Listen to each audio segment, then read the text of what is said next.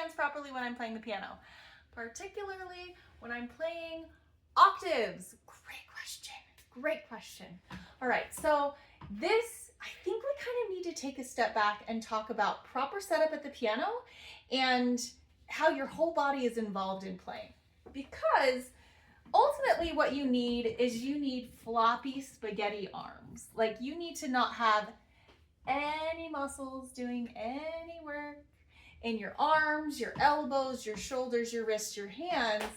You want to just sort of drape your body forward over the piano and then just have your hands just kind of like really loose and floppy as you're playing, especially repetitive octaves. So, but how do you get there? You can't get there unless you have the proper setup. You have to have a framework to be floppy from. So borrowing a little bit from my Tai Chi practice, my yoga practice, we've got to start with the foundation. You need to have your feet planted on the floor, and then you need to have your body positioned in such a way that you can put your body weight over the keyboard. So how do we do that? What do we need to first line up? Well, most people sit on the bench like it's a chair.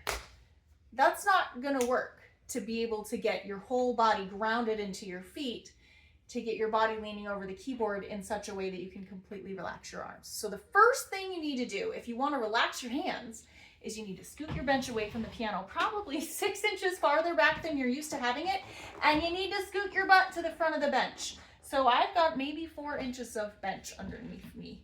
I just barely have my sitting bones on the very front corner of the bench, such that I actually, when I'm sitting with proper posture at the piano, I have to hold myself up by pushing my feet into the floor because I am leaning all of my body weight forward.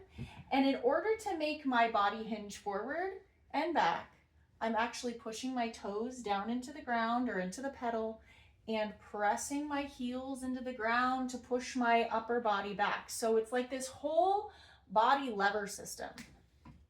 Okay, so first you get yourself set up so that you're really perched on the very front edge of your bench. You're leaning forward. Your upper body weight is making it so that you've got to brace yourself. Like if I were to lift up my feet, I would fall off the bench. I'm that far forward. So my feet are really kind of like supporting all of my body, okay? And once you do that, then you've got this really solid structure, this framework that you can be nice and relaxed and floppy from your shoulders on. So your arms don't have to do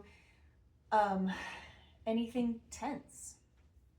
From there, we're going to use this motion with the elbow hinge and use the entire hand, arm, wrist, and elbow as one unit.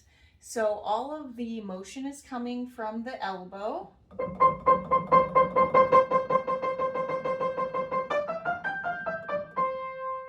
And you're moving from here and from here to get your octaves. But there's no control happening in your shoulder. Your shoulder's relaxed, your neck is relaxed, your back is relaxed. You're just pushing your feet into the floor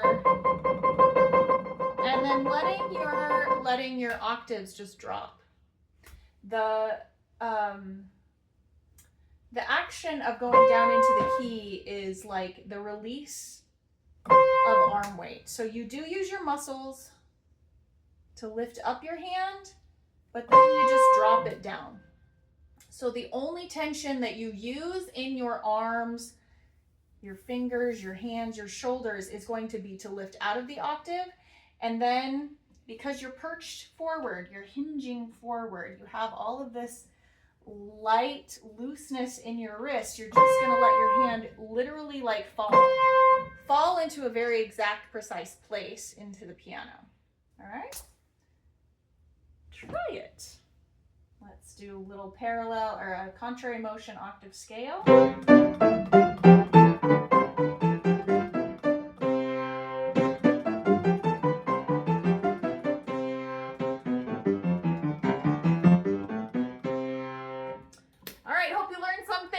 What questions you have. Just remember, you've got to scoot your bench back, scoot your butt forward, Press your feet into the floor. Make sure that you are not straight upright, but a little bit hinged forward so that your feet are pressing into the ground.